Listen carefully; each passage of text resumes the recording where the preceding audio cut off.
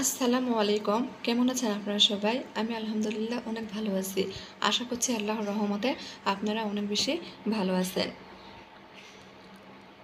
আজকে আবার একটা নতুন ভিডিও নিয়ে আপনাদের সামনে হাজির হয়েছি। আশা করছি আমার আজকের ভিডিও আপনাদের কাছে অনেক ভালো লাগবে। আজকে হাতে মাখিয়ে চিংড়ি মাছ রান্না করেছি আর সেই ভিডিও আপনাদের সাথে শেয়ার করছি। যদি আমার ভিডিও আপনাদের একটু ভালো লাগে, ভিডিওর শুরুতে একটা লাইক দিয়ে পুরো ভিডিও দেখে নেবেন।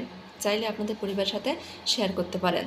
তো চলেন দেখে পুরো রান্নাটা দেখে আসি। চুলার উপর কড়াই বসে দিয়েছি, চুলা এখনও অন করিনি। এখানে ছোটো সাইজের কয়েকটা দেশি আলু আর 2টা পটল কুচি করে কেটে নিয়েছি, কড়াতে দিয়ে দিলাম। 3-4টা কাঁচামরিচ ফালি দিয়ে দিয়েছি আর হাফ কাপ পেঁয়াজ কুচি দিয়েছি।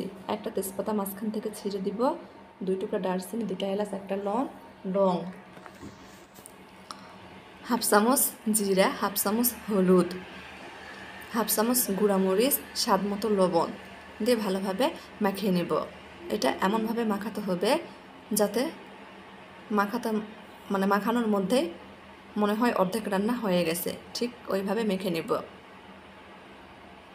এভাবে হাতে মাখিয়ে রান্না করে দেখতে পারেন, ইনশাল্লাহ খেতে অনেক মজা হয়। আমার মাকে দেখি সবসময় এরকম ছোট মাছ নিয়ে আসলে হাতে মাখিয়ে রান্না করে, খেতে খুব ভালো লাগে। আজকে সেই রেসিপিটাই আপনাদের সাথে শেয়ার করছি।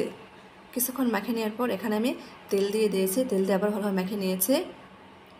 দেখেন, দেখেই বোঝা যাচ্ছে কীরকম হয়েছে। মাখানোর মাধ্যমে এটা স্বাদ নির্ভর করবে।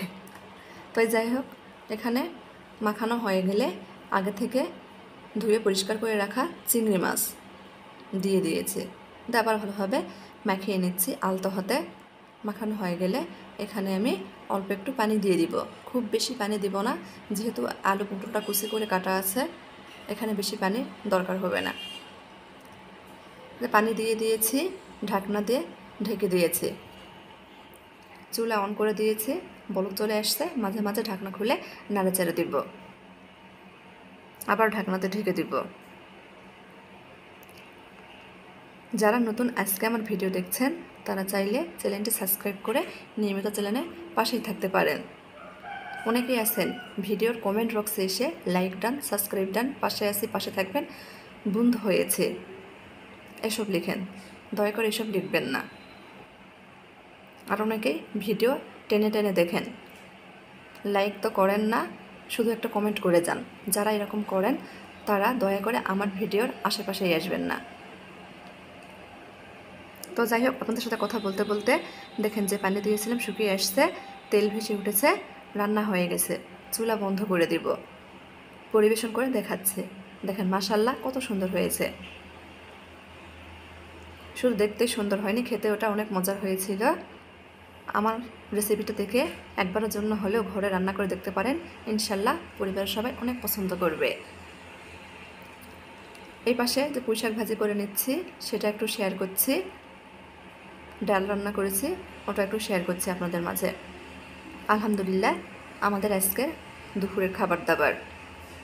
আমার এই ঘরোয়া রান্নাবান্নার ভিডিওগুলো যদি আপনাদের একটু ভালো লেগে থাকে, দয়া করে আমার চ্যানেলটি সাবস্ক্রাইব করবেন, লাইক কমেন্ট শেয়ার করবেন আর নিয়মিত চ্যানেলের পাশেই থাকবেন। আজকের মতো এই পর্যন্তই, সবাই ভালো থাকবেন। আবার দেখা হবে নতুন কোনো এক ভিডিওতে ইনশাআল্লাহ। আল্লাহ হাফেজ।